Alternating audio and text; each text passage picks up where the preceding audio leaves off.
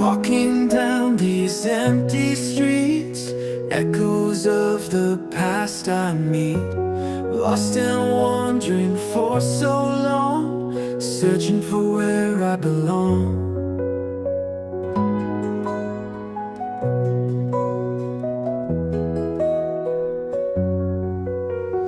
Sunrise breaking through the night, guiding me back to the light. Every step feels like a prayer, promises hang in the air. Good morning, everybody. Welcome to the Dear Brother Podcast. I am talking today about the parent trap. I think the parent trap, how to reconnect to your spouse when the kids have become first in the relationship. How to reconnect with your spouse when the kids have become the priority in the relationship. Now, I know that some ladies will listen to this and say, the children are supposed to be a priority in a relationship. Well, that's why I'm teaching this today. So I want to say good morning to everybody. I want to get into this. I'm streaming live from the Dear Brother Podcast, also on Facebook. I want to say good morning to all my brothers. I also want to say thank you to everybody that we've crossed 1,000 subscribers. We're almost into the 1,100. I'm trying to push this thing to 2,000 subscribers by the new year. I know that sounds impossible, but I thought it was impossible to get 1,000 subscribers when I just had 10. So good morning to everybody. Thank you, everybody who's been supporting the channel. I've been mind blown by your support. Today, we're talking about the parent trap. We're talking about how to reconnect. I'm talking to you brothers this morning about how to reconnect with your spouse when the kids have become a priority. It's very, very important that you don't quit. Before I want to get into the teaching, I want to say this. I want to say, brothers, don't quit on your family when you feel like you're not the priority or your wife has prioritized the children over you. Don't quit, bro. Don't quit. That's why I'm teaching this today. It's a reason why women do this. There's a reason why women do this. Women don't do this because they don't love you. Women don't, you know how many things, you know what I'm learning from doing this podcast? How many things women don't know about men. I think a lot of us brothers, we get very, very upset, man, about how women move. But you will be surprised a lot of times how much women just don't know about men. I think we assume that they know. And I think it's the same thing for women. It's a lot of things women assume men know about women, and they don't. You know, they just don't. They don't know. They don't understand. And I think we need to give each other more grace. You know, a lot of people. Growing up, I was one of the very few kids who had both of my parents. You know what I mean? So some things I knew. You know, and I think we've been unfair to each other in relationship, men and women. I think we've been unfair to a lot of sisters because we assume that they understand everything about womanhood. Well, the question is, who taught them? You know, it's the same question I would ask women on the Dear Sister podcast. Who taught that man all the things you expect him to know? I really think, y'all. Good morning, everybody coming in. Good morning. Let me see who's in the chat. Good morning, Clarice. Good morning, my sister. Thank you for being here this morning. I think that a lot of us, it's very hard when you hold people to a standard that they don't even know they're on or that you're holding them to. Really. Good morning. If you're coming in, if you've never been into this show, it's the Dear Brother Podcast. I do a morning show every morning at 6 a.m. So thank you all for coming through. Thank you for being a part of this show. But I think a lot of relationships break down because we have expectations of each other. And a lot of relationships are built on, I wouldn't even say miscommunication. A lot of relationships have been built on no communication. You know, a lot of times you get two people together, they trying to love each other, but they don't understand the concept of not of love, but what it is. What does a man need? What does a woman need? And I want to get into it this morning. I think this is going to be a deeply passionate show because I think a lot of brothers are going through this. A lot of brothers are going through this. What are we talking about for some of y'all that's coming through? We're talking about the parent trap. I'm talking to men this morning on how to reconnect to your spouse when the kids have become the priority. How to reconnect with your spouse when the kids have become the priority. Let's get into it this morning. If you want to jump into the chat, I always do the advice hour to give advice to brothers. If you want to jump in the chat, you can. I'll give some advice today. But let's get into this. I remember my father said to me in my adult years when I first got married, he said to me, Christian, no matter what you do, don't put your kids before your spouse. I said, huh? I said, why? Why you say that, Dad? Not that what he was saying was wrong, but I wanted to know what he was saying. Again, I was young. I was in my 20s. I didn't understand. He said, remember this, you're raising your children to leave the house. He said, and the danger of prioritizing your kids over your marriage is you'll look up after 20 years and you'll realize you don't even know your spouse anymore because you've dumped so much into your children. Now, I know some sisters coming to Dear Brother podcast, and we can talk about this today, but the children are not the priority in the relationship. Uh-oh. Now, I expect everybody to just leave the room right now because what are you talking about, Christian? We've been taught wrong. We've been taught that children are supposed to be first. No, they're not. You're raising your children to leave. You're raising your children to go get education, be married, and have their own children. And I'm going to tell you, it's very dangerous when you look up and say, dang, I don't even know you anymore. This person you were in love with. Let's get into it this morning. This particular person you were in love with, you loved them enough to say, honey, I want to marry you. You got down on that one knee and you wanted to be with that woman, right? It's a reason. Now that love and now that relationship, a lot of us get lost once the children come. Because you're looking for the same relationship when the children come that you had before they come. Now, do children change your relationship? Absolutely. Your children change your relationship. Good morning, everybody that's coming in. I'm talking to the brothers this morning about the parent trap, how to reconnect to your spouse when the kids have become the priority. Do kids change a relationship? Absolutely, they do. It's sacrifice when kids come. Things do change when kids come, but your relationship shouldn't change when kids come. Does the life change? Yes. It's a difference between a life change that happens when you're in a relationship, but you can't let your children change the intimacy in your relationship, the care and the investment that you have in the relationship with your spouse. You can't. Again, your kids are going to leave. Your kids are going to leave, and guess what? Your kids are going to leave you as a parent to go fall in love with somebody, and then the danger is you look up and realize you're no longer in love with your spouse because you became too in love with your children. Oh man, this is a challenge today. Let me see who's in the chat. It's a challenge today. Good morning, Karen. Good morning, my sister. I'm glad you caught us today from them Cali streets. Good morning. But this is the thing. I want to talk about the problem. I want to talk about, number one, why women do this, brothers. I want to talk about why women will put the kids first. I also want to talk about how to address that healthy, because a lot of you brothers, when you feel like you've lost your wife in a relationship to the kids, a lot of you will draw back. I watched my father do it. I watched my father turn the garage into a den. Right? And I watched him go in there, create that den, and I watched my father live in what men call now the man cave. Go check out my podcast on the man cave. Sometimes the man cave is not as healthy as we say it is. But I watched my father not withdraw his finance, not withdraw himself from the house. My dad was always there, but I watched him build that den, and that den became his haven, right? Because he began to feel like my mother didn't love him anymore because my mother was so into us. And as a kid growing up, it's like, oh, my mom loves me. My mom is doing everything for me. My mom. But then as I became an adult, in my 20s, when I became an adult, when I went away to college and came back, I realized that now my mom and dad were the only people in that house. Me and my sister were gone. And sometimes I would come home and guess where my dad would be? He would be in that same den. And my mom would be in the kitchen watching TV, cooking, cleaning, doing her thing. They took care of each other, but they weren't connected.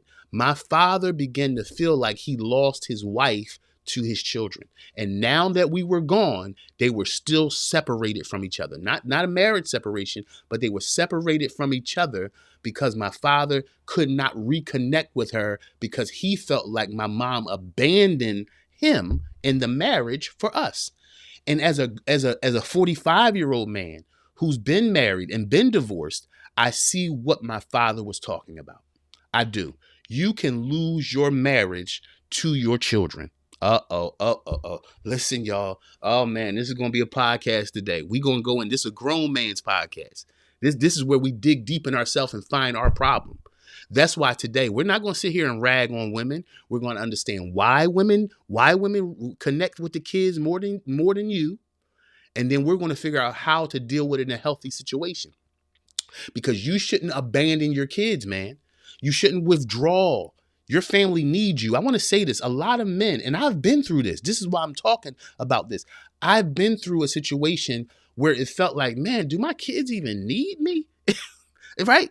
As a man, a lot of men, you get to a point where it's like, it's so much about what mom is doing and all this. You start to wonder, man, do I have any value here?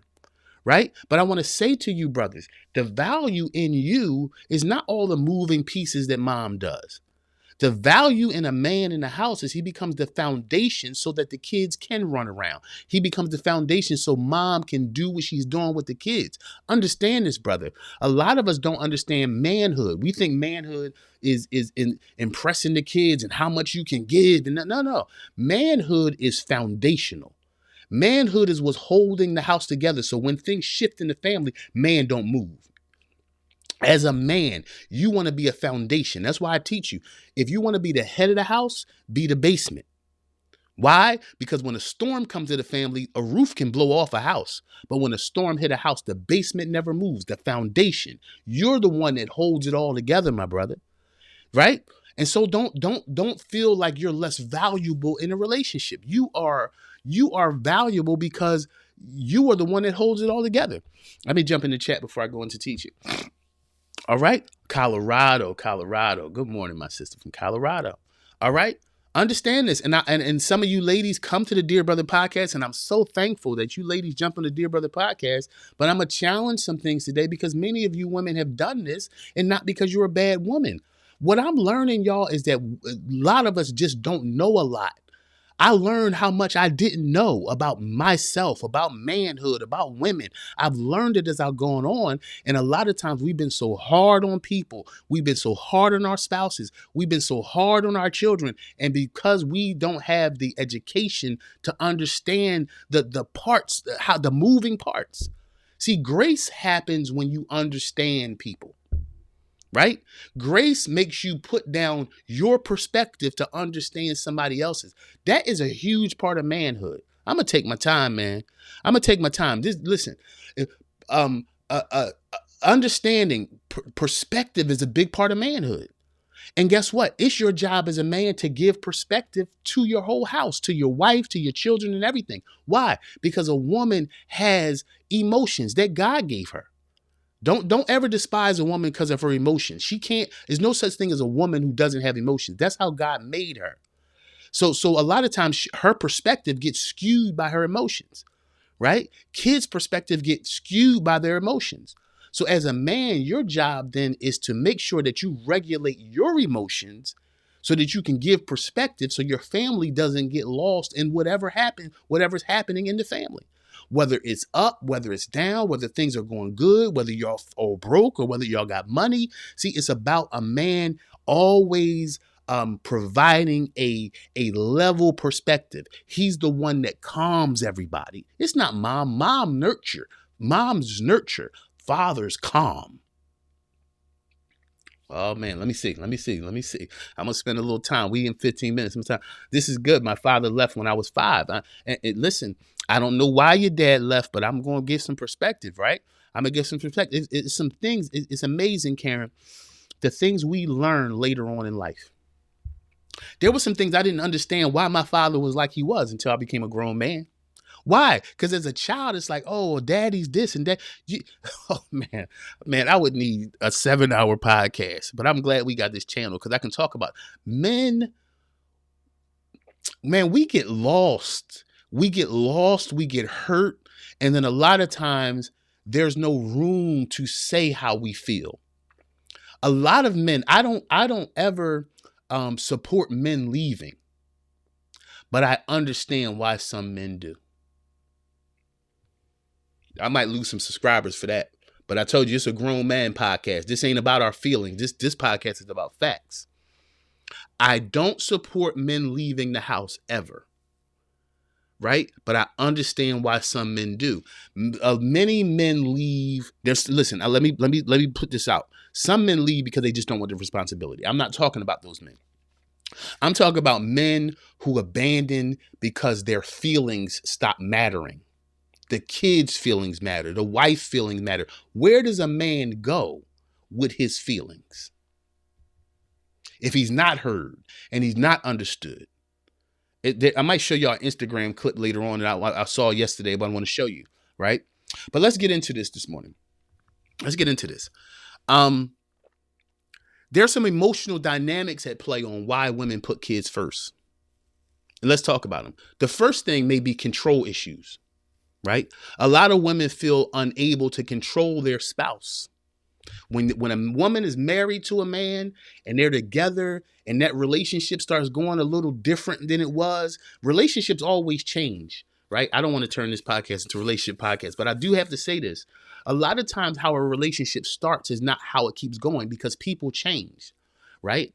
The person you met the first year is not the person that's there the third year or the fifth year or the sixth year. When you get into a relationship, sometimes we kill our relationships because we expect that this person that we met at 25, 26 is the same person at 32. We also expect this person to be the same at 32 once we get 50. People change. And I think a lot of relationships break down, y'all, because we don't adjust to the relationship, especially us brothers. As brothers, a lot of times we expect this woman to be the same girl she was when she was 19 when you met her. She's not. Women transition, bro. Women transition, and you got to learn to transition with them. You know why? Because you changed. You're not the same guy at 19 that you were when you met her, right? And 10 years into marriage, 10 years is where most people run into divorce. Most people divorce around the 10-year mark because the 10-year mark is where you start to test the stick-to-itiveness of the relationship. Around 10 years is where people start really wondering, should I stay here? Is there joy anywhere else? Right? That's the space.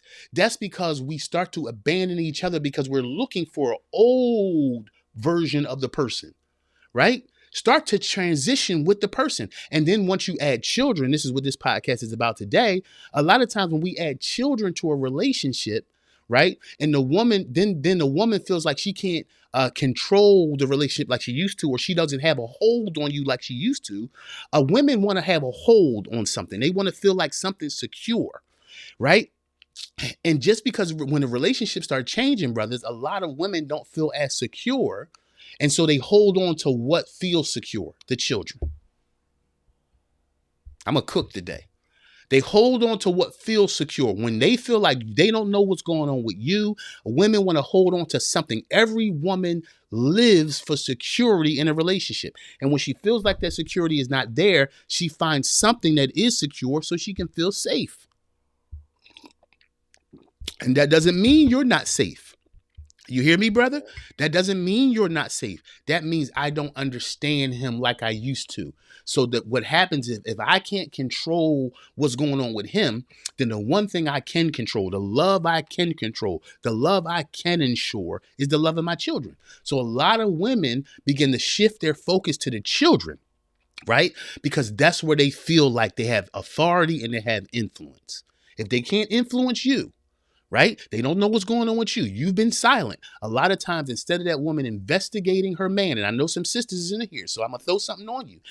Don't leave your husband when you don't understand him no more. Sometimes, as much as you want him to understand you, you got to humble yourself and understand him, right? Because marriage is about serving each other. It's not about a woman sitting back being served. A lot of you ladies have been taught wrong. You've been taught that a man is just supposed to pursue you, pursue you, pursue you, pursue you. No, once you get married, you pursue life. Come on. So don't abandon your husband for your children. No. See, and a lot of you brothers, a lot of you brothers will abandon your wife because she's too connected to the children. No, brother, you got to get in there. You got to get in there, man. You got to get in there and start to say, okay, let me go with this. If your woman, let me give you a small example. If your woman is in the kitchen making lunch for the kids, instead of saying, okay, well, man, she used to make lunch for me, right? And I don't want no lady saying, oh, that's immature. No, it's not immature. When you get with a man, it's just y'all two. And it's something about that connection where this is your person. And a lot of men begin to feel like they're losing their person when the kids become the priority in a relationship. I'm telling you. But I'm telling you brothers what to do. Instead of saying, well, man, she ain't treating me like she used to, go in that kitchen and figure out, let's make lunch together, right? All right, if you putting the fruit snacks in the thing, let me go make the sandwich. That keeps you connected to your spouse instead of you losing her to the kids. So you see what I'm saying, brothers? Don't sit back and just say, you know what? It's just, she only care about the kids. You got to jump in there. I'm going a little ahead of my lesson today, but I feel led to say to some of you, go jump in there with her. When she's saying, look, I'm going to go shopping and buy the kids some stuff. Don't sit back. Oh, she used to shop for me. She don't buy me nothing no more. Jump in there, right? Jump in there with her. Go to the store with her and say, okay, let's get these. And you know what, baby? Let me get you this little scarf because I think this is cute. And she'll say, you know, man, let me get you them boots. That way the family is being taken care of. I'm telling you, man, your wife is not your enemy. The enemy is your enemy. Oh, cook, Christian. Cook, damn it, cook. You hear what I'm saying? The enemy is your enemy. Your wife is not your enemy. Your children are not your enemy. Don't get jealous of the relationship. But also, women, don't abandon your husband for your children. Because once again, I must go back to what I said earlier in the podcast. My father said to me when I got married, I was 20 something years old. He said, son, do not prioritize your children over your spouse. He said, because in 20 years, when those children are gone, you don't want to look up and realize that now I'm in a house with a stranger because you invested so much in the children that you don't even know who you're with anymore. Your children are raised to leave. And some of you ladies in here, hold this. Love your children, invest in your children, be the great mom that you are, but understand your children are being raised to leave. So join in with your husband to raise those kids. Don't abandon him. But I'm going to tell you why. Again, a lot of women, when they feel like they can't control or they don't have a hold of you, they're looking for security. So they'll just abandon a relationship to hold on to the kids. Because again, if I don't understand him, if I can't get a hold on him, and I don't understand what's going on with him, I hold on to something that's secure. I know I can control how the kids feel. This is deep, y'all. See, a lot of ladies want to control the feelings of a man. Once you can't control the feelings of a man, well, guess what? Guess what I can control? The feelings of my children. Let me jump in the chat. Good morning, everybody. Oh, man, I'm going to teach this morning. I'm going to teach this morning, bro. I'm going to teach. Damn it, I'm going to teach this morning because again, your spouse is not your enemy. See, we got to understand we have a real enemy, ladies and gentlemen. We have a real enemy out here. And the enemy is the system. See, y'all going to think I'm going to say the devil. No, the enemy is a system, right? Is it? Look, we saw the enemy do it in the book of Genesis. Come on, y'all. Come on. We saw the enemy do it in the book of Genesis. He saw a couple together. And his goal was to do what? Tear that couple apart. So what did he do? He brought something into the marriage. What did he do, y'all? He introduced something into the marriage to distract Adam from Eve and distract Eve from Adam. He brought fruit. And when he brought that fruit into the marriage, then they're so focused on the fruit that they're not focused on each other. And I'm not making this the woman's responsibility. In that situation in the book of Genesis, it was Adam's responsibility to not let that fruit come between him and his wife. He should have said, where'd you get that from? Why is it here? Let's understand this. You understand, brothers? See, Adam, what did Adam do? I ain't going to stay here, but what did Adam do? Adam went here and blamed Eve. Relationship broke up. Why? Because instead of looking at the serpent, he looked at Eve as the problem. And he despised her instead of despising the serpent that brought the fruit. But I'm going to say this to you ladies that are in the room. Stop bringing fruit from foreign places back to your house. What's that mean? Stop bringing your girlfriend's advice and what your mother had to say and what your sister got to say. You know how many of you ladies ruin your entire relationship because you bring so much fruit back to your house? Stop bringing that poison to your house and save your relationship. Let me see. Let me see who's in the chat. Oh, goodness God. Let's teach. All right. Number two. Another reason why women prioritize the kids. Prioritize the kids instead of the marriage. Perceived responsibility. Right? Perceived responsibility. What's that mean, Christian? What that means is women are often socialized, right? To see that they're the primary role in the kid's life. I'm the primary caregiver. That's why a lot of women, brothers, you hear them say, that's my kids. They're my kids, as if you had nothing to do with making them. Mm-hmm. Right? Because society says, I'm the nurturer, I'm the caretaker, I'm the one. And a lot of women buy so much into that they're the one that now they're willing to move you out the way to do everything for those babies, as if you're not the dad. Right? Listen, the second half of the show, I'm gonna deal with how to handle this healthily, brothers. Healthy, because again, don't make your that's why I'm teaching this. So that's why I'm telling you why women do it. They don't do it because they hate you. A lot of women just don't understand, man. A lot of women just don't understand. I want to say this to some of the ladies in the podcast. Society says that you're the caretaker, but that's a lie. You can't make a baby with a man and then say you're the only caretaker. No, you can't abandon him and say, oh, it's just me and my kids. No, first of all, sometimes language changes behavior. In fact, now I'm going to say sometimes language changes behavior. So when you start to say things, when a woman starts to say things like, these are my kids, then she starts moving that way. And then you just became the dude who gave the seed. So change the language. They're not your kids. They're our kids. Because I'm going to tell you, language also changes the mind of a man. Words matter to men. And when he begins to hear my kids, my kids, my kids, then am I your husband? Or I'm just some dude. And when us brothers start to hear that those are my kids, then a man starts to withdraw a little bit and say, well, what part do I play? You'll be surprised on how many women use this type of language and you don't even know you're kicking your man out of the relationship with your own words.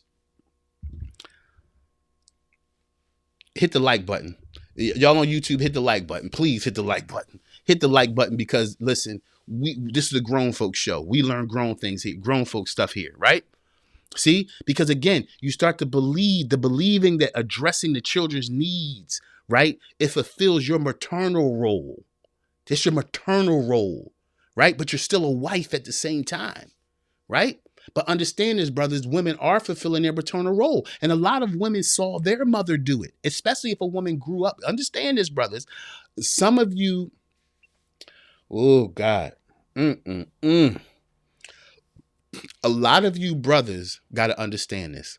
When you marry a woman that wasn't raised by a father, there's a lot you're going to have to teach her. Now, I know some arrogant women going to hear this and say, ain't no man going to teach me nothing. Well, you don't even deserve to be somebody's wife because a husband is a teacher. Okay? Because a lot of times ladies have just as much pride as they say men do. Yes. Huh? When you have a woman that wasn't raised by a father, she doesn't understand the role of a man in the house. If she saw her mother cook, clean, pay every bill, shovel the snow, put out the trash, then guess what? She's going to enter that relationship with you doing what? Cooking, cleaning, putting out the trash, shoveling the snow, doing everything. You got to understand that you're going to have to introduce what manhood even means to her. God, I feel God teaching this, man. I hope y'all receiving this. I feel God upon me right now while I'm teaching this, because the reason I feel like I feel is because I feel like teaching like this is what saves households. The enemy is not against business. He's against a household. The enemy is not against capitalism. He's against household. He's against family. He's against understanding women and men, because the family is the most powerful entity in the world. It's stronger than a company. It's stronger than an army. Understand this, brothers. Please grab a hold of this, right? So what happens is when a woman begins to feel like it's my role, then what she does is she unintentionally neglects you. It ain't on purpose. She will unintentionally neglect you. Why? Because she never saw her mother have to love a man, right? She might have saw her mother entertain a man, but she never saw her mother have to love a man. And entertaining a man, ooh, Holy Spirit, thank you. Entertaining a man is much different than loving a man. That's why a lot of daughters don't know how to handle. God, I feel tears, man, because I feel it's not personal. Like somebody's out there really need this, man. Right? Because she has not been taught. She's been taught to entertain a man, not love a man. You understand this, brothers? It's nothing wrong with a woman who wasn't raised with her father, but you're going to have to be more. Understand this, brother. You're going to have to be more in that relationship than a man would have to be in a relationship where when he has a woman that's raised by a father. You're going to have to be more, bro. You're going to have to take more responsibility. I'm not saying don't get with a woman that wasn't raised by a father, but just understand that it's not going to be the easy road you think.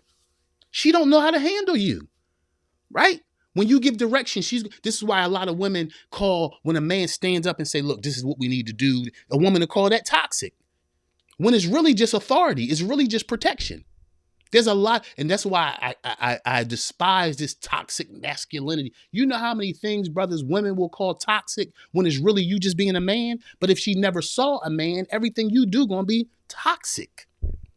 Because I'm gonna say this, and it's a hard statement, but a lot of women don't want a man.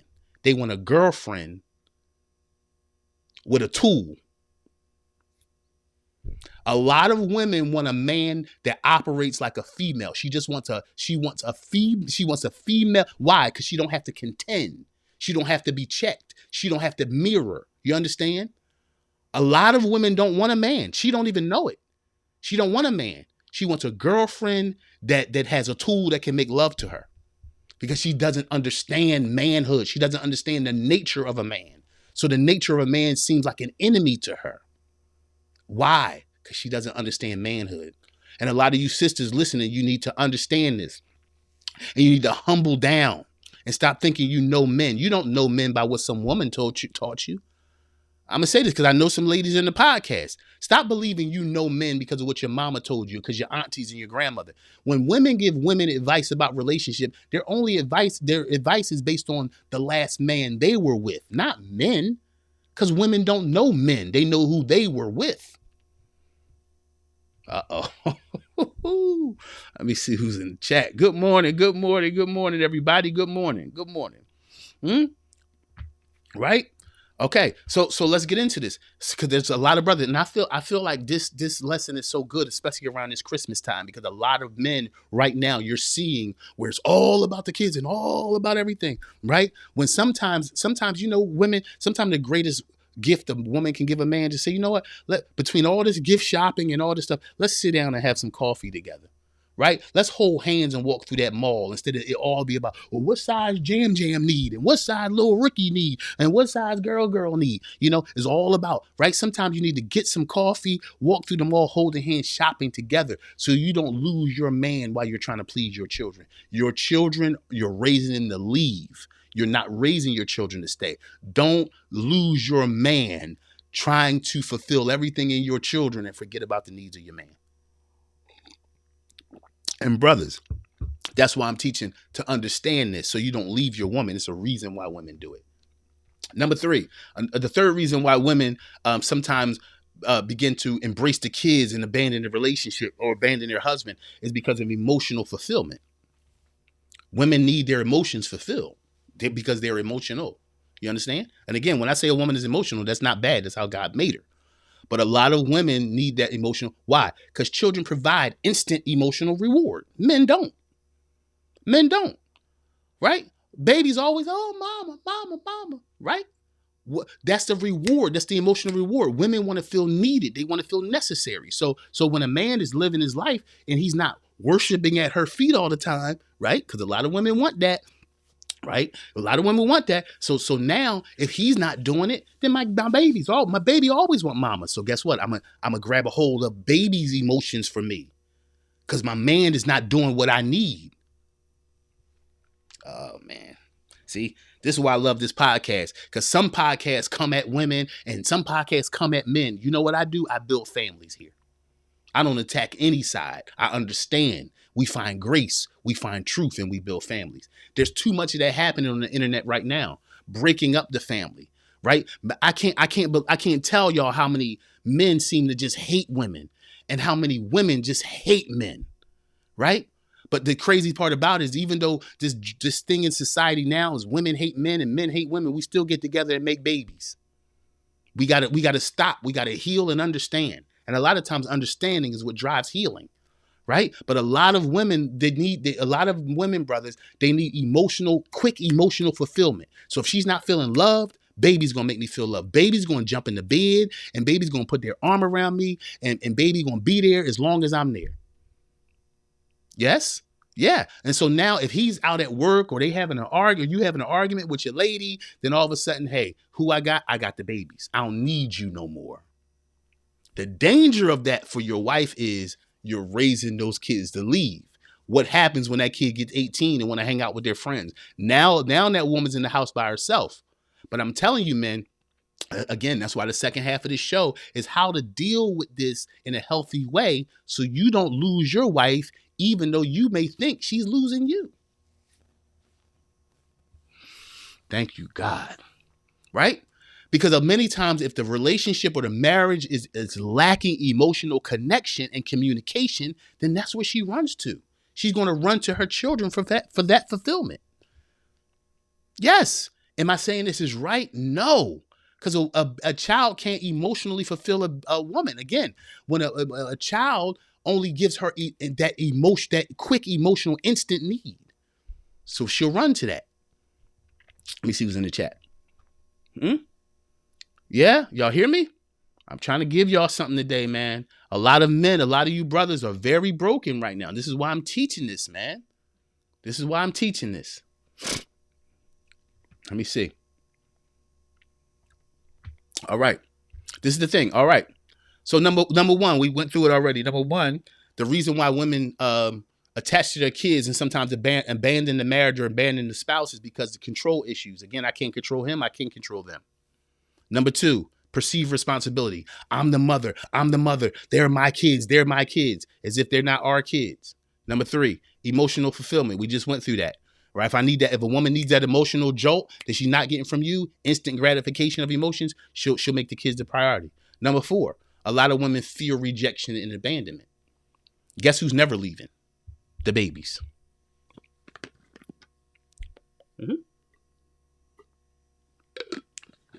Right?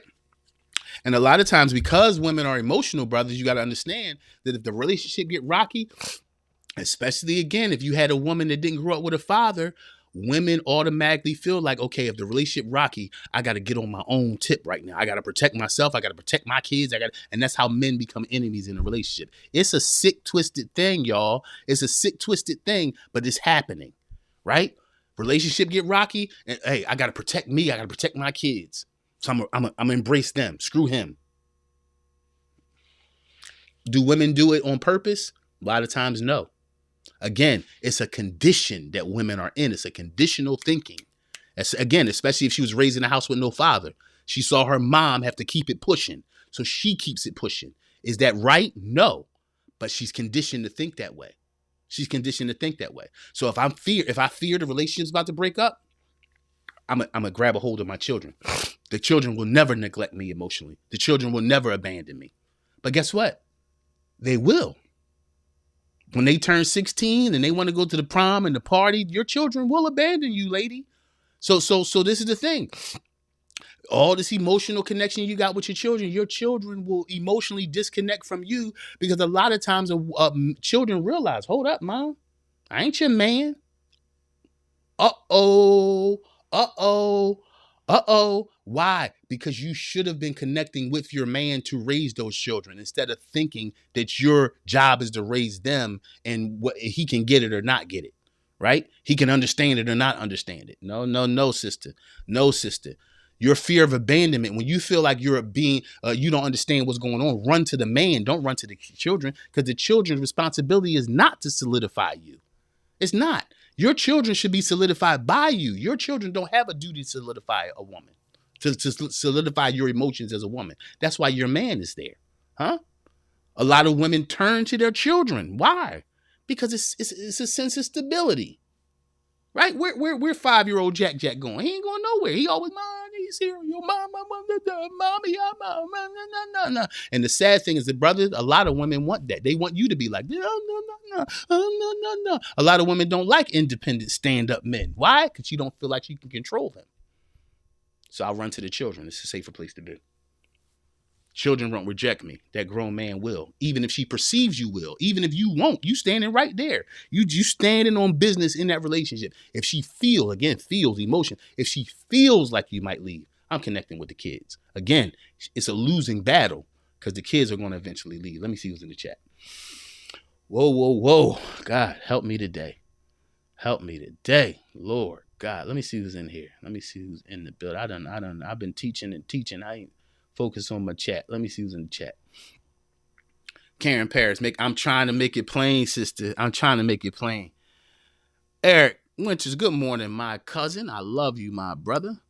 William Hobson, my guy. Good morning, my guy. Good morning. Everybody's on Facebook. Go over to YouTube. Everybody on Facebook. Go over to YouTube. I'm not on the Dear Sister podcast. I'm on the Dear Brother podcast. But there's a lot of women. 40% of my followers out of over 1,000 people, 40% of my followers in the Dear Brother podcast are women. Go over to the Dear Brother podcast. Make sure you hit that like button, everybody. Go over to YouTube, everybody. All right. If you're on Facebook, head over to YouTube. Okay. Head over to YouTube. Let me see. Yeah, Hobson, time together. Yeah, that time together. It don't have to be a lot. Understand this. It don't have to be this big date and all this stuff. Sometimes a cup of coffee and just shopping together keeps a relationship. But don't abandon each other for the kids, man. You're going to lose. Let me see.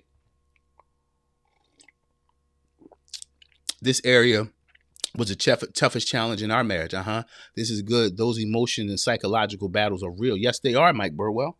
Yes, they are. It's real. It's real when you feel like you're losing your wife to your children. It's real. And again, a lot of women who don't understand this, they'll just say stuff like, oh, well, the kids are supposed to be a priority. Who told you that? Who told you that?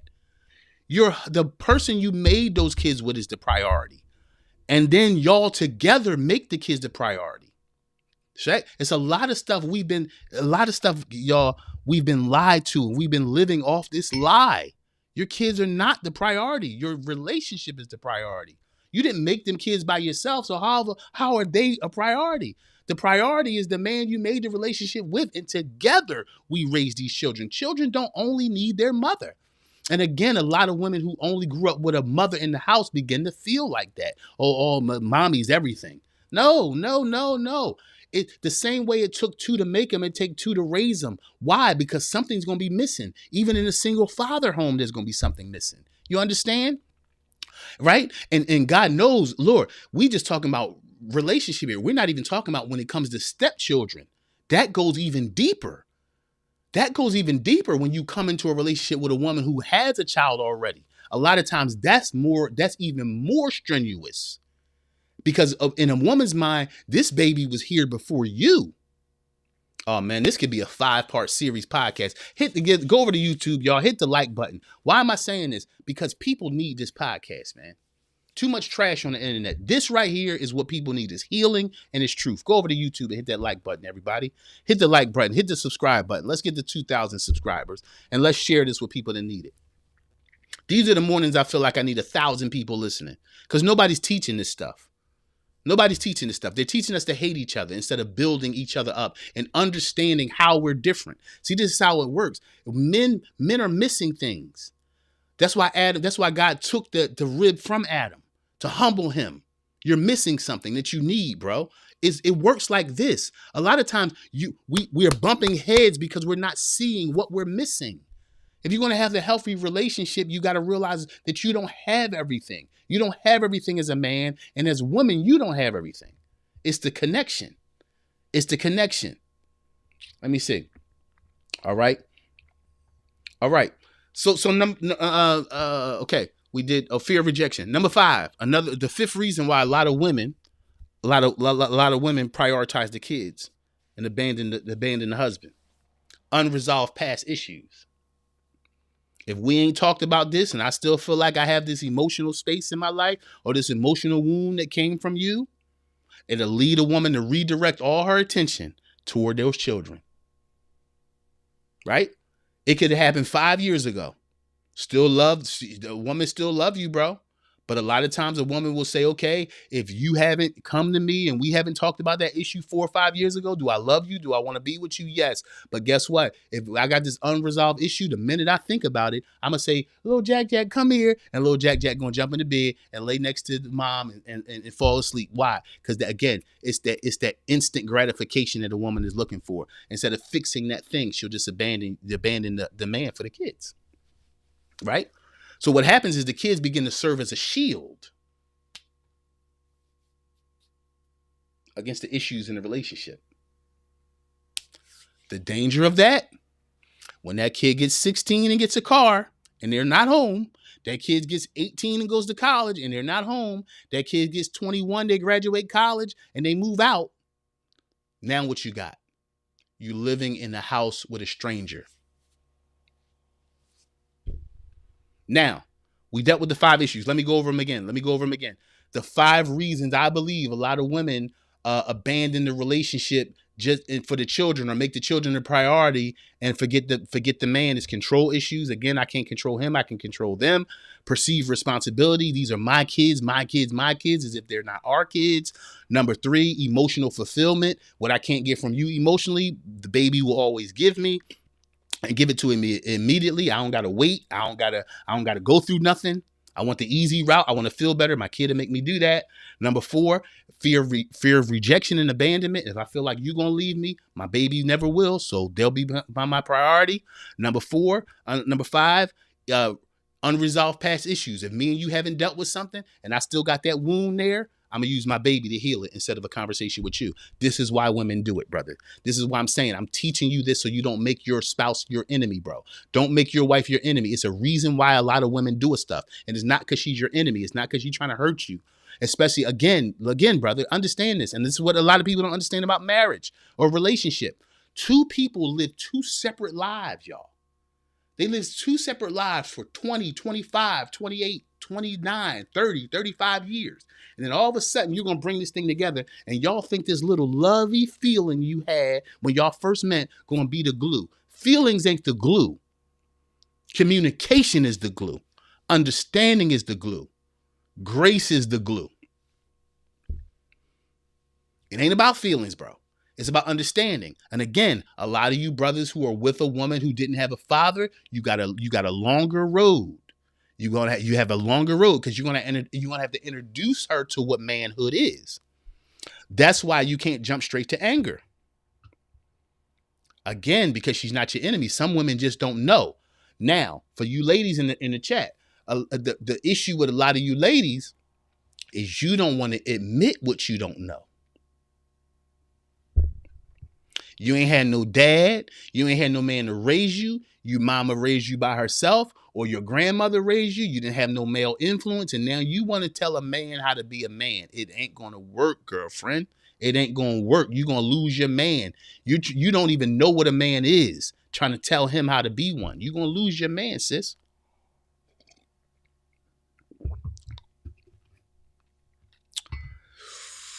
Ooh, buddy. Uh-oh, 2 people just left the chat. That might be left the room. That might be 2 ladies. I'm just playing. Y'all don't know. All right, let me go in the chat. All right, we on the second half of the show. The second half of the show is I'm going to teach you brothers how to respond to this in a healthy way. Let me see who's in the chat. Let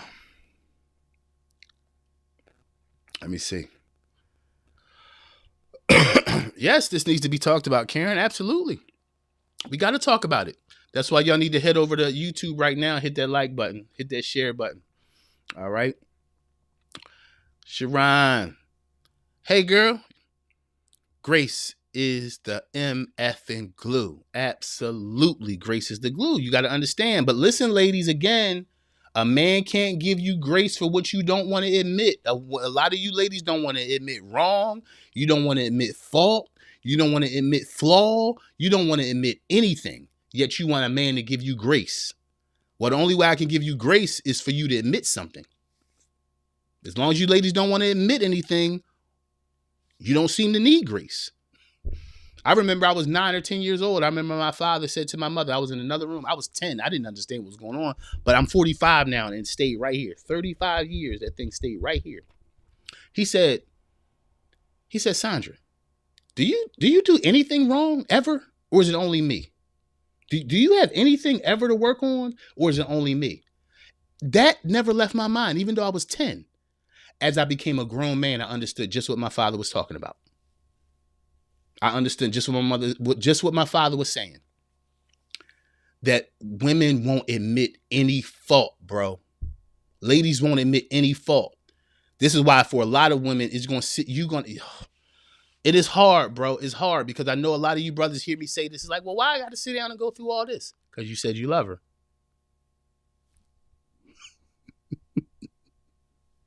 Ooh, and I know some of you ladies saying, well, why I gotta learn? Why I gotta apologize? Because you said you love him. See, ladies, you can't keep on saying you love a man that you're not willing to admit your flaws to. Because what a lot of you ladies do, you sit in a relationship and you lie for 15 years. You lie for 15 years. See, and this is why this is off topic, but it's on relationship. It's on relationship. This is why a lot of men abandon ship. Because if he constantly feels like he's climbing the rough side of the mountain while you standing at the top like some princess that ain't got nothing going on with you, a man is not going to keep on climbing by himself. When you sit there and act like you're the prize, I'm telling you, sis, a man will stop climbing. He'll go to the bottom of the mountain and find a dirtball woman because she's easier to be with than you, Miss Princess.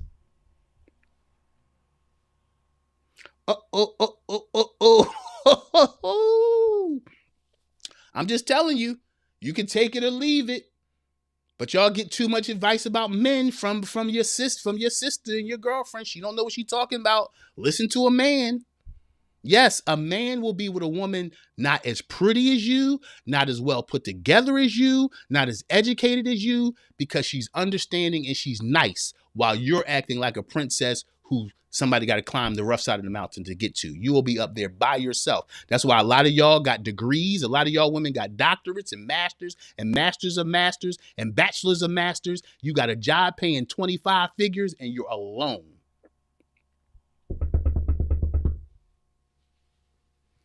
Because you're little Miss Princess who has no flaws. Why don't you start admitting you have flaws? You'll have a man. Christian, why I ain't got no man? Because you won't admit you have flaws. Oh, God. Oh, man. I'm surprised the room ain't empty yet. Hey, go over to YouTube, everybody. Go to YouTube. Go to the Dear Brother Podcast. Please go over to your Dear Brother Podcast and hit that like button. Hit that share button if you think there's other people in your family and friends that need this type of teaching. Let me see who's in the building. It's necessary. Absolutely it is. Absolutely it is. Let me see.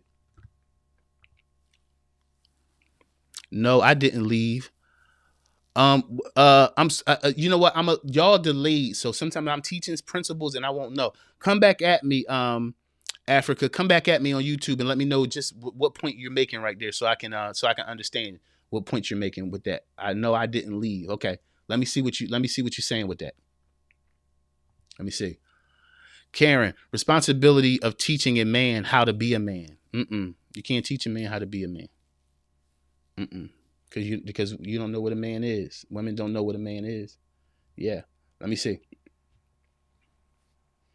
Will Hobson, my guy. Good morning, my brother. I honor and appreciate your wisdom, sir. Oh, man. Thank you, Will. I appreciate you, brother. I really do. That means a whole hell of a lot to me. Thank you, bro. Thank you, brother. Thank you, brother. Hey, y'all, for some of y'all that's just coming in today I'm teaching the parent trap. How to reconnect with your wife when the kids become the only priority. That's what I'm teaching today. Well, I hit the first 5 reasons why women do it. We're on the second half of the show. The second half of the show is I'm going to teach men how to deal with this in a healthy way. Don't leave your shorty. Don't leave your lady, bro. Hang in there. Rewind this show if you got to. I'm going to teach you how to handle it in a healthy way. Anitra Green, good morning, my sister. You're helping us today. This is so true. Honest communication and taking responsibility comes with maturity. I had to learn my tone with my husband. Had to change. If you saying the right thing with the wrong tone, the message is lost. Absolutely. Absolutely. Men want femininity. And I want to say this. I want to say this to you ladies. Being soft with your man is the only way to get to him. You hear me? My dad was a ruffian. My dad was a stone cold soldier. But guess what? Sometimes my mom would just say, Thomas. And he snap out of it. She wasn't yelling and screaming, right? Even though, stone cold Vietnam vet, narcotics cop, wild, would punch anybody in the mouth, go ham, didn't care about dying. But if my mom said, Thomas, he would snap out of it. She was using her femininity. See, this is what ladies got to understand. When you really jump into the depth of your femininity, that's your power. You think your power is being a ruffian like a man. You ain't made to do that. He's made to be that way. You're made to rub his head and calm him down. It's like when the church talks about an anointing. See, and this is what I'm talking about. That anointing of womanhood has nothing to do with church. That anointing of womanhood, every woman is born with it. It's called the power of seduction. And sometimes we hear the word seduction, we think it's a bad word or it's sexual. It's not. Seduction is the ability to seduce that man into a better feeling. Seduction is not bad. See, we've been taught, seduction is bad. No. Every woman born has the power to calm situations, right? It's about giving that gift. Seduction is a gift. Either you submit it to God to heal, or you submit it to Satan to cause problems. It's just like water. You can drink it or drown in it. Just like fire, you can cook with it or burn down a house. The element is not the problem. It's how you use it. It's how you submit it. I'm drinking water right now, right? But that's what I'm saying. You're using it. Seduction is not a bad thing. It's about who you submit it to and how you use it. You can seduce a man into healing. He could be hurt. He could be down. He could be under the table wanting to scream and holler, right? In pain. You have the power to do this and bring him back. That's seduction. You're seducing him out of his pain. Let me see. I didn't leave the chat when you were I love that. I freaking love you. I hope you subscribe to the channel because you are the people I want in my family. Subscribe to the channel. Thank you so much. I love that. I love that. Femininity is your power. Absolutely, Anitra. Femininity is your power. See, the world teaches y'all that, stop talking to him, cut him off, stop having X with him. That's how you control a man. That's what your raggedy aunt taught you, bro. Yeah. See, a lot of you women are carrying lessons from a woman who didn't have a man. Come on. Y'all hear me? You are carrying a lesson from a woman who didn't have men. How are you following lessons from women that didn't have men on how to be with your man? You're going to lose just like she lost, sis. Grow up. Okay. Maybe I'm too happy. It's too close to Christmas. I used to hate Christmas, but I'm down with Christmas now. I got softer. Let me see. Sharon sings. Yep, softness in the relationship is the cheat code. Absolutely, it's the cheat code. See, people been lying to y'all. Cut them off. Don't cook. Make him go get fast food. Sis, you're going to lose your man. That's stupid. Use the power of seduction. Hey, you okay? You all right? You sure? Right? Even if he don't say, because a lot of us men going to say, no, I'm cool. That's our go-to. Oh, I'm cool. You know what your response is? All right, baby, I just want to make sure you cool. I want to keep you cool because you're my man. You know what that man going to say at that point? Hey, come here, sit down. This is what I'm going through. See, y'all try to force a man to talk. You don't force a man to talk. You create an atmosphere where he feels safe talking. A man will tell you more than you want to know if you let him talk. If you try to reach in his throat and pull words out, he's going to shut down and not speak to you ever again. Ooh, the element is not the problem. That's right. Not your right. I'm serious, y'all, because we all know this. We all know this, that we all got a family member who gonna put that cigarette at the side of her mouth and give you advice. Girl, this how you handle men. Girl, this what I did with She ain't had a man in 30 years. Her best friend is her cigarettes. And you listening to her, you gonna lose. You gonna lose.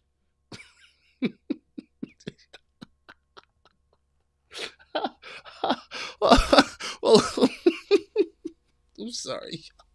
Will Hobson, this is pure, bro. I live to liberate people, bro. I'm telling you, I was born to liberate people. This is all I care about is liberating people. This world is trying to clamp down on people. My goal in life is to liberate people, bro. Even if I'm kicking it in the joke, I live to liberate people. I was born to liberate people. I am Moses to this generation. I'm trying to pull everybody out the Egyptian slavery of breaking up families, out of religious systems, out of political systems. That's what I'm here for.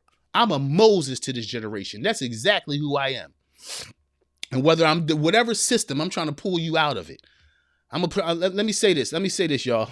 Let me not. I can't look at the chat because y'all crazy. I cannot look at the chat right now because I can't even make my points.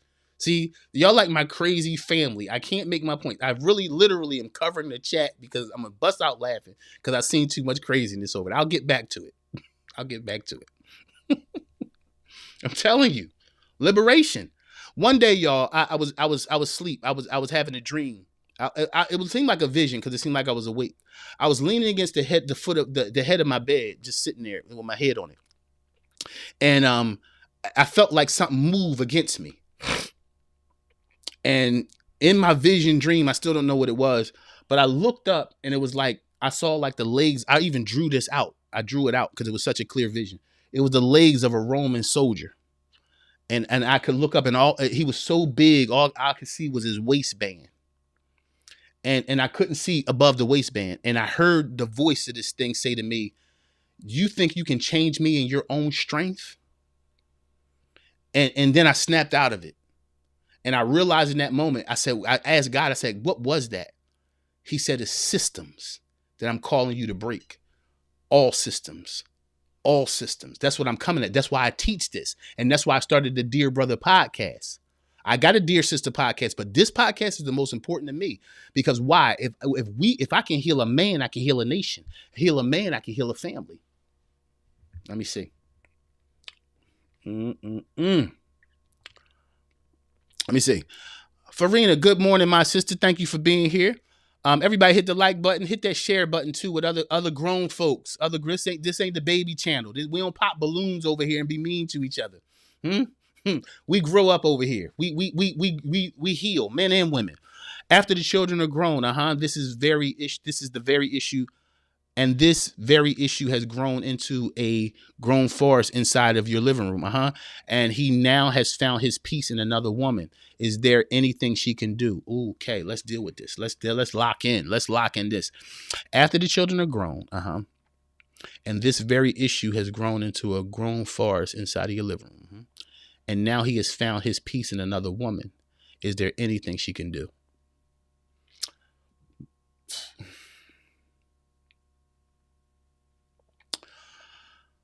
All right. The reason I'm pausing before I answer this question is because the answer is no. The answer is no. Because when a man leaves and finds another woman, it's not just that he found another woman.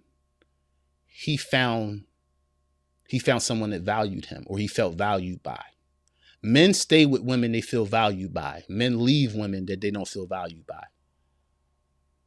Men work hard for women's love. Men pursue women, all these sort of things. When it is, again, ladies, well, a lot of times, sometimes you got some men who just want other women. They just gonna be with other women no matter what. I ain't talking about them. But in a situation when a man has felt abandoned by his woman, and understand this, when a man leaves, he doesn't just get up and leave. Men ponder. Men ponder for weeks and months, even years. And so when a man makes a decision, a lot of times that decision is made. The wrong part about men doing this is we ponder without discussing. So we don't give you room to change. A lot of men won't give you room to change. They'll just look for you to change. And I'm going to tell you why this is. Because a lot of men, our duty is so much to love you and care for you, pursue you, and that a lot of times what men want is for you to recognize when something's going on. I ain't saying this is right or wrong, but a lot of men expect you to say, hey, what's going on with you? And if you don't realize and you just go years and years and it's about the kids, and you never slow down to check on him if he's all right, a lot of times when he chooses that other woman, he's choosing a place where he feels valued. And sadly, most men don't come back. Most men don't come back. They're going to stay with that person and make them feel valued. And I think the greatest thing a woman can do in that situation is what you do is you don't grieve him. You grieve what you did to cause that, and you do better in the next relationship. Yeah. Yeah. Let me see. Tarina, good morning, my sister. Listen, my own mother speaking from an unhealed place after divorce. Yes. Yes. Yes. I'm telling y'all. Anytime the woman say, oh, this is what you should be doing, come on, don't listen. Listen to men when it comes down to men. I tell my kids that, right? I tell my daughters this, right? If you want to understand a man, why are you going to talk to your mom? The only advice a woman can give a woman about a man is based on her experience with a certain man. A man can talk about men because men understand the man mentality, good or bad. The height of grace and the height of evil. A man understands a man. For a daughter to go to her mother to talk about men is a waste of time. Now, can she give some advice? Yeah, but truth, you're only going to get truth from a man you're only going to get truth about a man from a man. Same thing I tell my son. You want to understand women, bro? Don't talk to me. Talk to your mother. Can I give you advice about what to do as a man? Yes. But can I make you understand women from my mind? No. Talk to your mother. Y'all got it all messed up. I need advice. I'm going to talk to my mother. Your mother can't tell you nothing.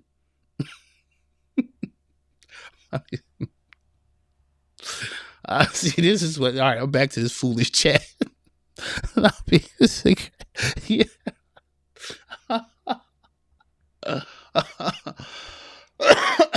Y'all crazy, man. Y'all are out. My community, y'all are out of y'all mind. And I think this is why I love it so much. Yes, Karen, you're hitting it on the head. Mature audience. Yes, this is a mature audience. My man Cliff in the building. Good morning, my guy. Good morning, Cliff. This is a mature audience. Let me see. All right. Let me go back. All right, brother. All right, we're on the second half of the show now. We're on the second half of the show. Let me pause for the calls right quick. Hey, y'all, visit my website. For some of you who need counseling, you need coaching, you need advice, visit my website, christianwinners.com. You can set up a one-on-one with me. All right. It's donation based, right? Some people have money. Some people do not have money. I was in a very painful place in my life and I needed counseling and I couldn't afford it. So on christianwinners.com, some of you that need advice, some of you have money, again, you can pay.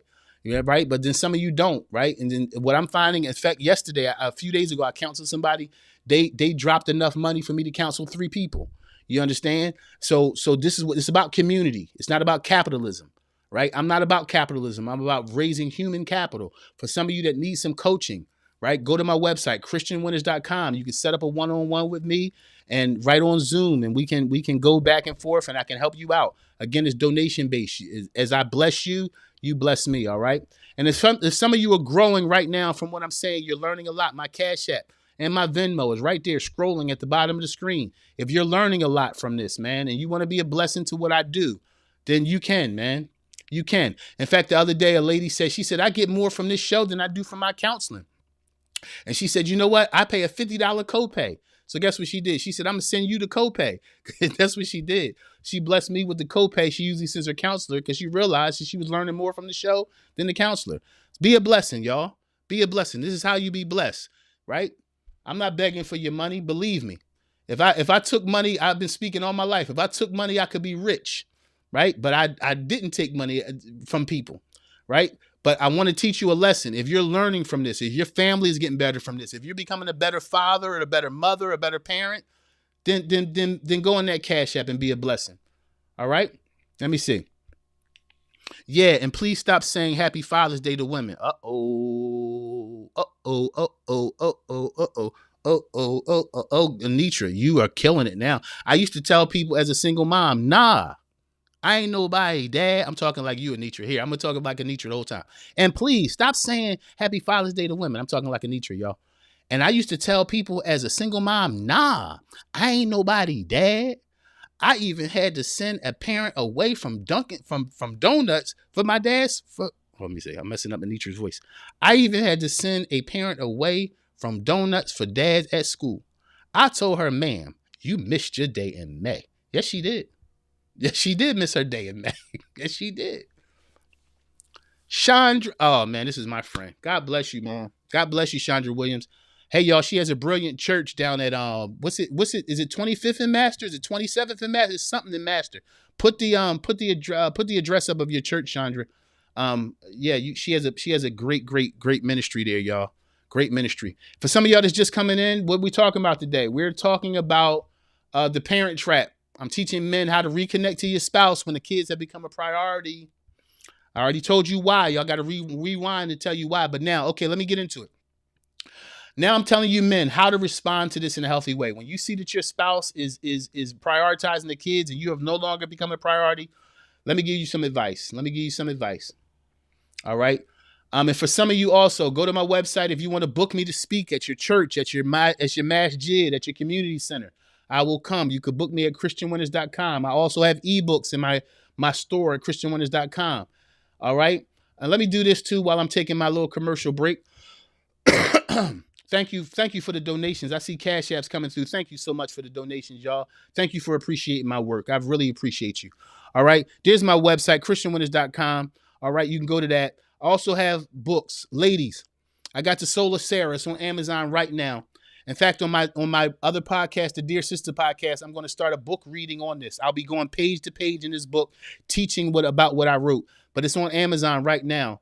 I'll be starting this in January, ladies. In January, I'll be starting the book reading on the Soul of Sarah on the Dear Sister podcast. Some of y'all don't know I have a Dear Sister podcast where I speak directly to women. Go, I'll be teaching out of this book, The Soul of Sarah. It's available on Amazon right now. Get it for Christmas. Amazon will get it to you before Christmas, all right? For my brothers in the building, Home Where Hurt Men Heal. I wrote this book back in 2022 when I was homeless, living in the car. God told me, sit back in this seat in this car while you're homeless and do something for people. And that's what I did. I wrote a book to men while I had nothing, living in a borrowed car. I wrote a book to men, Home Where Hurt Men Heal.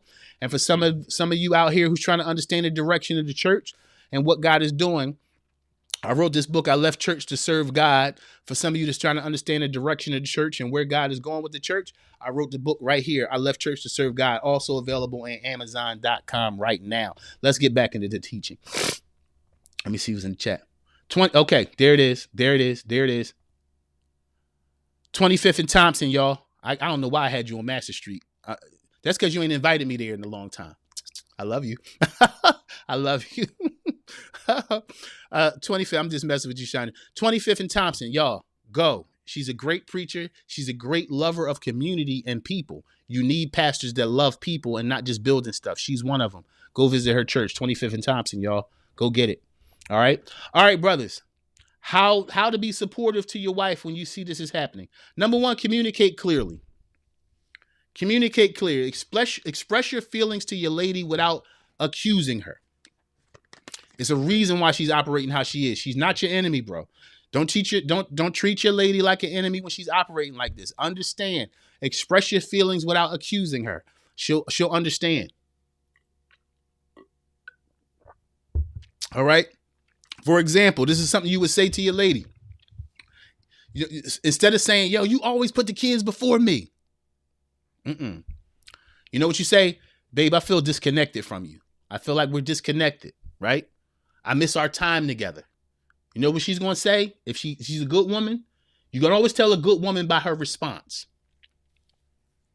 And I want to say this to you ladies. Men always judge you by your response, whether you like it or not. I'm telling you the nature of a man.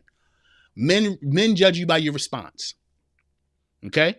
So if he says, hey, if brothers go to your lady, hey, I feel disconnected, she's gonna say, what's going on? I just feel like, it's just all about the kids and it's just lack of me and you. What should we do about that? That's how you approach that situation. Communicate clearly. Don't blame her. Number two, establish boundaries together.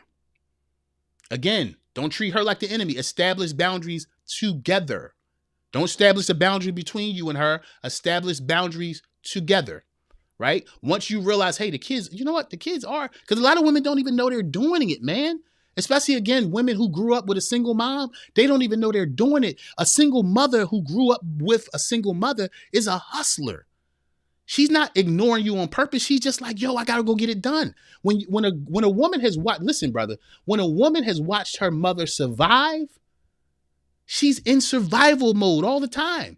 You could put her in $1 million house with $1 million car in the driveway with unlimited funds to do what she wants. She's still in survival mode until she understands what it feels like to be cared and covered by a man. You're going to have to teach her that. So don't establish a boundary between you and her. Establish a boundary together for your relationship. Listen to me. A lot of times you got to protect your relationship from your kids. Oh, man. Oh, God, help me today, man. Woo. I'm telling you, I feel God, man. Your kids, you got to create a boundary between your children and your marriage. Because again, your children will screw your marriage with all their needs and all their desires. And if you don't put a boundary there, you don't say, hey, no, me and mom are hanging out today, right? Me and mom are kicking it today. Me and mom going on a date. Me and mom going to sit in the house and y'all going to go in the other room and be quiet while we watch this movie and do this popcorn thing. Y'all worried about protecting your marriage from this girl and that girl. When you mature, you ain't worried about cheating. Sometimes the biggest enemy in a relationship is allowing your kids to get in between your intimate love for each other. This is why you don't let your kids sleep in the bed with y'all. You understand? This is why you create a space for your kids to be and enjoy their life.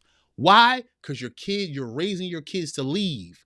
You aren't raising your kids to stay. Your kids are going to grow up and leave. And you don't want 20 years later to you sitting in the house with your spouse saying, dang, I don't even know you because I gave all my energy to the kids. All right? So understand this. Establish boundaries together.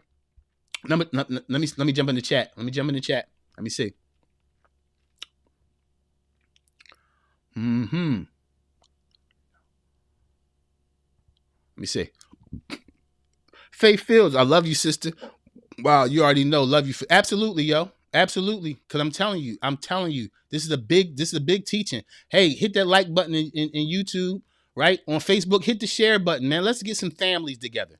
We worried about too much other stuff than heal families. Let's heal some families, y'all. Let's get this thing together.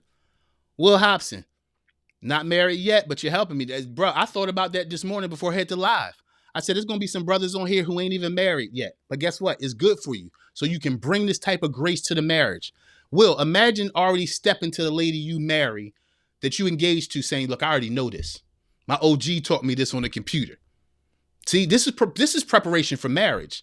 Not some of this old trash marriage counseling y'all getting. Well, you love your wife like Christ loved the church. Listen, that's a scripture. But sometimes that scripture gets lost when the marriage get hot. You need truth. You need truth, understanding specific truth, right? You need to understand how to love when it's hard to love. Let me see. Anitra,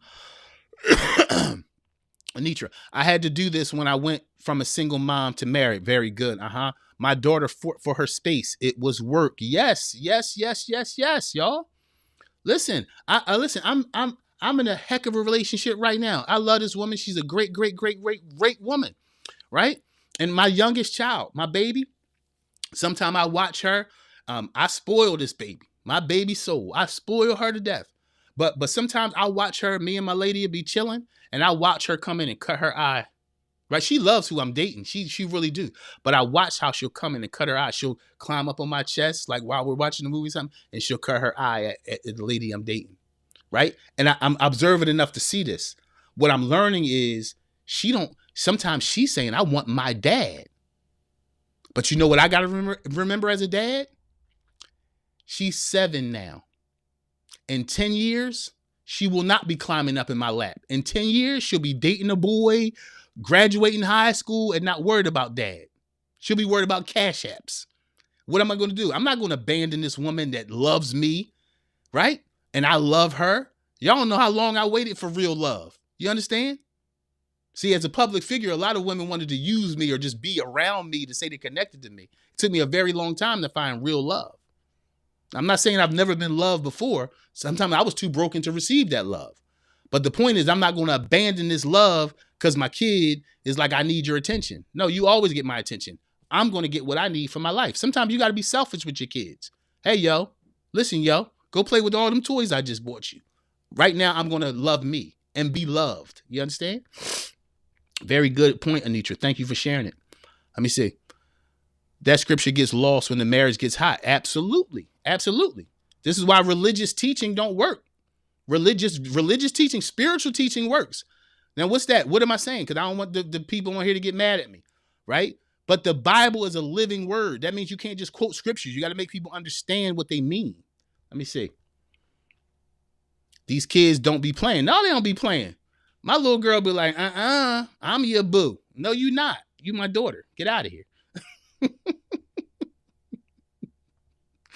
I know exactly what you're talking about. At all. Them side, yeah, that song. She got blue gray eyes too. Oh yeah, she don't be playing at all. Will Hobson. Yeah, bro. I was too broken to receive love. And I want to say this to you brothers. A lot of you brothers, you stop saying you never had a good woman. Yeah, you did. You were too broken to receive love, bro. Right? Seriously, there are some raggedy, terrible women out here. Trust me. I was married. Listen, I was in an abusive relationship. You understand? My wife was an abuser, bro. So I understand. There are some raggedy women out here. But there are also some good women out here. Right? And I can't ever say I didn't date good women. I did. I can name a few that I dated that were very good women. I wasn't ready to receive their love. I was too broken. Right? I started teaching and preaching at 14 years old, traveling the country by the time I was 17, pastoring at 21, doing global stuff by 25. I was so caught up, right? Serving other people. I didn't even know I was worthy of being loved, right? So in a relationship, because I was serving the world, serving the countries, serving churches, when I jumped into a relationship, I jumped in serving. That's all I knew. So I didn't even know how to receive love. I felt like receiving love was wrong, because I was such a servant. I had to heal from that to recognize I was worthy of receiving love. Real talk. Real talk. Real talk. All right. All right. So let me get in here. All right. So number one, when you're watching your spouse, brothers, when you're watching your spouse or your girlfriend prioritize the kids, again, number one, communicate clearly. Don't accuse. Establish boundaries together. Number three, understand her perspective. This is why I've been talking about a lot of single moms and women who don't know no better. You got to understand her perspective. You can't get lost and make her your enemy. Understand her perspective. What's her perspective? Seek to understand why she's prioritizing the kids. It's probably for one of the reasons I taught earlier, right? Some of y'all got to rewind to see what I taught earlier. Is right? Understand her perspective. Acknowledge that a lot of times women are under a lot of stress to love you, to serve the kids, to serve this, to keep the money going and keep her job. And a lot of women are still trying to take care of their parents and their mothers and all kinds of stuff, yo. Understand that woman's perspective as a man. Listen, brother, stop making your queen your enemy. She's not your enemy. Sometimes she's just an overwhelmed woman, bro. I know I'm going to get attacked by men. I get attacked so much by men, even though this is the male podcast and I'm teaching men. There's so many men out here so angry at women, they don't even want to hear a man say anything good about a woman. We have a sick culture. That's why I started this podcast. That's why y'all need to share this podcast. That's why you share it with your friends and family, because social media is so trash right now. When we got something that God has given us like this, share it. We share all the raggedy stuff. Share this. Y'all hear me? Understand her perspective. Acknowledge her stress, man. Right? Begin to have some empathy, man. Have some empathy. Understand. She's doing a lot. So are you. Don't be the man to say, well, I'm doing a lot too. Okay, y'all doing a lot. Y'all are. So figure out how to do it together. Figure out how to take stuff off each other's plate. That's relationship. Attack is stupid, man. Again, Satan been tearing families up since the book of Genesis, bro. You can't let that serpent keep on doing the same thing to your family, man. You can't. So as I say, brothers, when your woman brings some crazy fruit in the house, ask her where she got it from. And to you ladies, stop bringing craziness to your house. Because a lot of times you want to blame the man for everything. A lot of y'all bring this fruit in the house. Y'all listen to these silly women podcasts and bring this nonsense to your family. Well, this is how we should. No, you leave that trash on the internet. Love your husband. And brothers, leave that trash on the internet about every woman no good, every woman. No, bro. You have one. Don't treat her like this clown stuff you see on the internet, bro. Raise your freaking family. The family is the strongest entity ever existed. It's stronger than the government. It's stronger than the church. It's stronger than the company. That's why there was no church, no government, no business in the garden. The family was the church, the government, and the business. We need to restore the family. We restore the nation. But we got to restore men first. That's why the Dear Brother podcast exists. It ain't a woman's job to restore the earth. It's a man's job. It's not a woman's job to restore the family. It's a man's job. You got to do the restoring. That's your power. That's your authority as a man. Let me finish up this teaching and then I'll come back to the chat. All right. Number 5, be supportive, not combative. Right? Don't argue. Talk. Don't drive a wedge in your relationship. Don't always grab your keys and go. Listen, I'm the grab the keys and go dude. I ain't arguing, sis, whatever. Please. All right? That's how I used to be. Man, I ain't dealing with this.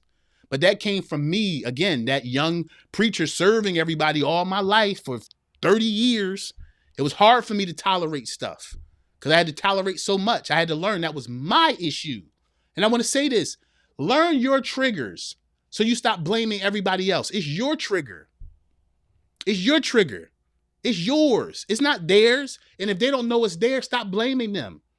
It's your trigger. Let me see. Number 5, reignite the emotional intimacy, bro. A lot of you men wait for your woman to spark the flame. It's not your woman's job to spark the flame. It's yours. You are the flame sparker, homeboy. You understand? When it comes to sparking intimacy, man, while she in there cooking that cake, man, go in there and smack her on the booty. Wrap your arms around her while she washing the dishes. Put your arms around her waist. Right? Kiss her on the back of her neck. You hear what I'm saying? That's for just your job, dog. Oh, man, well, she need to go get a nightie and she need to go to Victoria's Secret. Niggas, excuse me. What are you talking about? What are you talking about? It's your job. You know, when you got real romance in a relationship, and she don't need no nightie. She could be wearing a muumuu, cuz. That's your lady. Romance ain't got nothing to do with what she got on. And if a woman always got to wear a sexy outfit to turn you on, you care more about how she looked than who she is. Is there something wrong with a sexy outfit? No. No, not at all. But at the same time, bro, if she need to be dressed up, if it got to be Halloween to turn you on, bro, you don't love her. You love them nighties. And in that case, you could put that nightie on any woman. You love your shorty, man. She could have a house coat on. It won't matter. Spark the romance. That's your job, not hers. All right. Bottom line, if you tried everything and it don't work, go to counseling. Let me get in the chat. All right.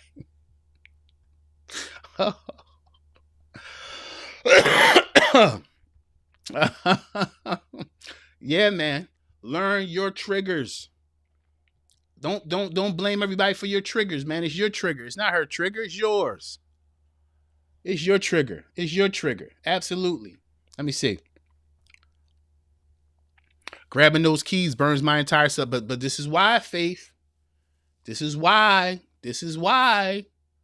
men grab their keys. Listen, I'm gonna say this.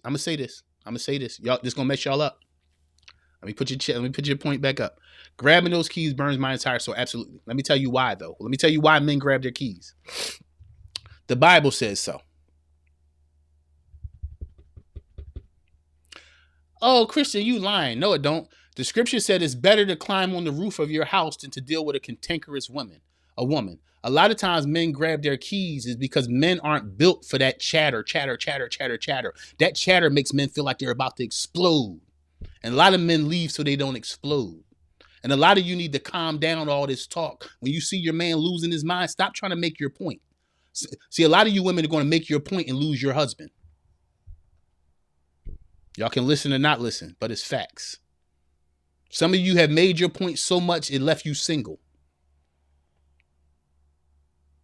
Listen, ladies, it's not all about making your point all the time. Sometimes it's about creating an atmosphere where your man feels comfortable enough to hear your point. You're too busy trying to make your point instead of creating a room where a man can hear your point. Making your point and allowing a man to hear your point are two different things. Some of you are too in love with making your point. And you're going to make your point and be by yourself. Don't do it. It's foolishness. All right? Let me see.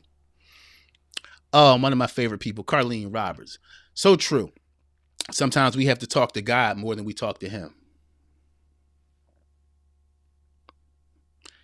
Wow, wow, wow, wow, wow, wow, wow. Yes. Yes. Yes, y'all. I'm gonna tell you, a lot of you will make a man like literally. And I know that this is a mature show, so we're not worried about the people that's like, no, no, no, no. I don't want that on my show. I want people on here willing to admit truth. A lot of y'all ladies will drive your man absolutely out of his mind. And a lot of you do it. You know why? Because that's how you control your man. A lot of you drive your man out his mind. That's how you control him. You control him with your chatter. And it will work for a little while. But eventually he'll get tired of all that chatter and he's out the door or he's with somebody else. I'm telling you. It's a better way to get to your man than to keep on chatting. That's called a nag. No man is going to stay with a nag. No man is going to stay with a nag. It's like stabbing. I'm nagging to a man. It's like, you might as well just take a knife and stab me. No man is going to sit there for that. And you can listen, ladies, y'all can make y'all point all day long, especially some of y'all that got a good man. Go out here and try to find another one. If you so dope and you don't need him, go out there and find another him then. Sometimes, ladies, it's better to calm yourself and find a better way to get to your man's heart than to keep on running your mouth. Now, I know some people are like, who do you think he's talking to? You're talking to a healed man who got a great relationship, who's been through hell and back. I'm not the average man, the common man. You better listen up, shorty, or you're going to be 45, 50 by yourself. Mm-hmm. All right.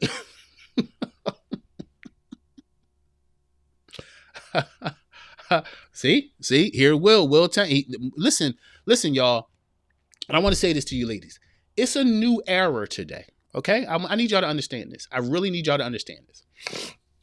I'm 45. So I think we're Generation X, I believe.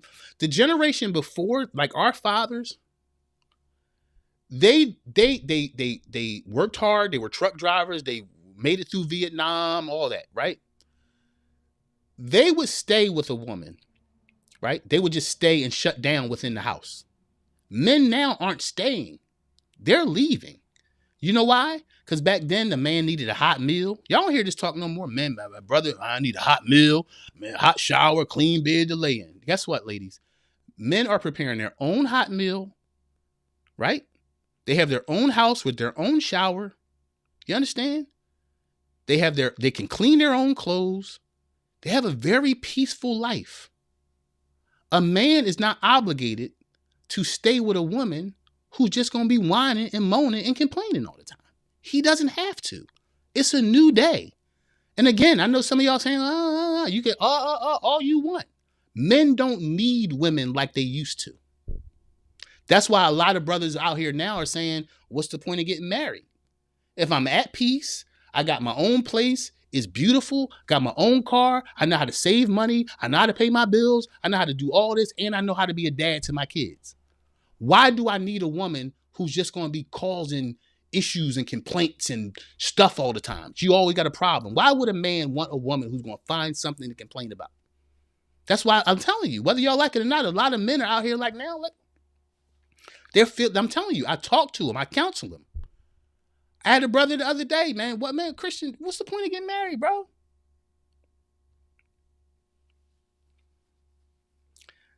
And I told him, the only reason a man would even get married now, is for the intimate nurturing of a woman. Because he can't just get that from these girls in the street. Intimate, nurturing friendship. You hear me? Intimate, nurturing friendship. Intimate, nurturing friendship. If you don't bring that, it is pointless to marry a woman. You got to bring a man something he doesn't have. Intimate, nurturing friendship. intimate, nurturing friendship. If you're not bringing intimate, nurturing friendship, why marry you? And y'all can fight it all you want, but statistics say marriages are being, people get married are going lower and lower and lower and lower. And I'm gonna tell you, whether this is another truth from a man's perspective, a lot of you women say, well, I'll be single too. No, you won't.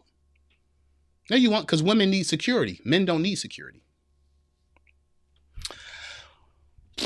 Men need nurturing, intimate friendship. Women need security. So when y'all kick this hardcore, I'll be single, go ahead. It ain't gonna last long. I know some ladies saying, well, that don't seem fair. Listen, sometimes the facts ain't fair. Hey, before I answer this question, hey, remember this. Adam was fine by himself. And you know what God provided for him? Intimate, nurturing friendship. That's why he looked at Eve and said, bone of my bone, flesh of my flesh. She's me in another form.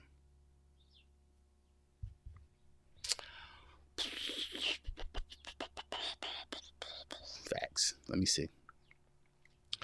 Yeah, I'm noticing a lot of my younger male cousins are not focused on marriage. Nope. And are career driven. Yep. And they will also tell you maybe for kids. Yep. Times are changing. Yep. You know why? Times are changing because men are realizing their value. A lot of men didn't understand their value for a long time. They couldn't move without a woman. That was the teaching back then. Y'all remember, y'all old enough to know back then it was all about graduating, whether it was high school, get a job, or whether it was go to college, get a job and do what? Get married and have kids. That's not like that no more. Y'all hear me? I'm gonna say this to you, and this is not a debate about female rights and all this.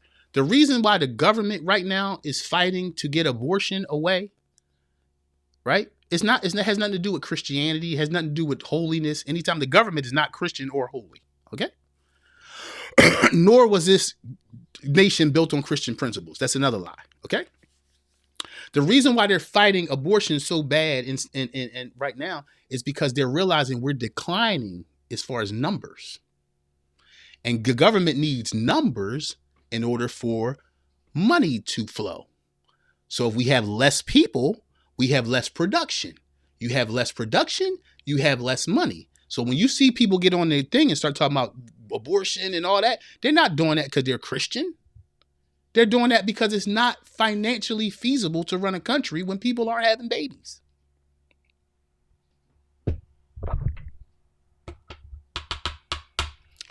And that's why I'm on here teaching principles so people can see the value in the other sex. Right? Women aren't seeing the value in men. Men aren't seeing the value in women. But again, we're not each other's enemy. It's the same serpent that was in the Garden of Eden trying to break up families. It's just the truth, y'all. It's just the truth. Let me jump in here. Listen, y'all. I'm going to use the next 10 minutes. We've been for an hour and 38 minutes. I'm going to use the next 10 minutes, next 10 to 12 minutes for Dear Brother the Advice. We're in Dear Brother the Advice right now. All right. And I want y'all to jump in the chat if you need advice. All right. Family advice, relationship advice, jump in the chat right now. All right. Jump in the chat right now. Let's talk. Question and answer time. Gentlemen, and I know ladies in the building, let's talk. Let's put your genius in the chat. Let's help each other. All right. You need advice right now. Jump in the chat. I'm going to use this last 12 minutes. All right. To answer some questions to help some people on your way. All right. Let me see. Again, go get yourself some Christmas gifts, ladies and gentlemen. Soul of Sarah is available on Amazon.com right now. I wrote this book after I eulogized my mom. God told me write a book to women from a man's perspective on a woman's value. It's available right now on Amazon.com. My brothers, go get home where hurt men heal. It's great Christmas gifts for people. These are great short read books. I write these books in a way where people can read and enjoy them. Strong principles. And for some of you out there trying to figure out what's going on with the church, I wrote a book also to give direction to people about where the church is going. I left church to serve God. All three of these books are on Amazon.com right now. All right, we're in the advice moment. 10 to 15 minutes. I'm gonna go ahead and give it some advice. All right, everybody, let me jump in the chat. All right, let me see. Carlene, yep. We are against the problem, and not each other. Yes, this is good. Going to have to replay. Please replay. Please replay. It'll be on YouTube. As soon as I end the show, it'll be right on YouTube. Make sure y'all like and subscribe and share. Share this video. Share it with people who are going through this. Right? A lot of you know families who are going through this right now. A lot of you brothers know some men that feel devalued in their house, man. Share it with them. Right? So they don't make their wife their enemy, man. It's about understanding. If you understand, nobody has to be the enemy. Right? Your spouse is not your enemy. The enemy is your enemy. All right. All right, y'all. Let me see. I think I make sure I didn't miss anybody. I didn't miss anybody. All right. So we're going to use this moment for some advice. If y'all want to jump in, jump in the chat right now. I'll give some advice, some family advice, some relationship advice. What should be happening in your life? I will help you right now before I close the show. This was a great show today. Make sure you subscribe, everybody. I'm trying to get to 2,000 subscribers. All right, get this truth out to more people. Make sure you hit that like button, hit that subscribe button, hit that share button for some brothers out there who need a good podcast, man, to help brothers think, get some clarity. We can laugh and cry together and get healing so we can be the men we really want to be. I am so grateful for every one of you, and thank you all. Thank you all. All my listeners from all over the world. I've been checking my analytics. My brothers in the UK, thank God for you. My brothers in Nigeria, Canada, thank you so much. And on the state side, all you listeners, my New York brothers, man, y'all been listening heavy. Who else? Ohio's been listening heavy. I'm going to start doing live Dear Brother shows in different places where my brothers are. Right. So some of you, again, if some of you want me to bring a Dear Brother event to your church, to your masjid, to your synagogue, to your community center, go on christianwinners.com right now. You can hit the booking button and I will be glad to come. For some of you ladies, I've been doing a lot of women's conferences lately, bringing this and teaching the soul of Sarah. In fact, I think I have one coming up. I will come and share my heart with the ladies. You can book me right on christianwinners.com. You can also go on my store and get anything you need there. I got some ebooks there in my store, all right, that'll help y'all. I have one ebook right there in my store right now. $5 is on sale right now on my store on christianwinners.com. It's called Removing the Shame, right? For some of you who have allowed people in your life that brought guilt, shame, and doubt to your life, I wrote a book on how to remove those people from your life. I also wrote a book on emotional and mental fatigue. Ebooks, they're available on my website right now, christianwinners.com. They're in my store. Go get those books, all right? There's an ebook. You'll have it today. It'll be right there for you. Thank you so much, everybody, for hanging out with me today. Let me end our show. You matter today. You matter to me. Make sure you matter to you. Remember to stand tall and be proud of yourself. Y'all hear me? And repeat after me. Let's do it together, like I say every day before we end our show. Let me see. Gregory Jordan. Good morning, my brother. Good morning, sir. I haven't been on in a while. Good to see you. Good to see you too, Greg. Thank you, brother, for stopping through. Thank you so much for everybody to stopping through. I'm on the show every morning at 6 a.m. Tomorrow will be my last show for the week. I'm taking a holiday. I'm taking a break to hang out with my kids and my old lady. I'm gonna take a break. So tomorrow will be our last show. I'll probably stream live on the Dear Brother podcast and the Dear Sister podcast on both streams. To just so I can speak to everybody. All right. So go on YouTube, subscribe to the Dear Brother podcast. Also, ladies, go and subscribe to the Dear Sister podcast, and we're going to go to it. All right. So we're going to end our show. Some of you that know, some of you that don't. We end our show the same way every day. Yesterday is history, and tomorrow is a mystery. All we have is right now. What you going to do with it? What you going to do about it? I love y'all from my heart. Stand tall. You're valuable. Be great today. Be brilliant today because you are. I love all y'all. And I'm out of here. I do deserve that break, Philly. You ain't lying. I'm going to take it. And I'm going, y'all. Love y'all. And I'm out. Peace.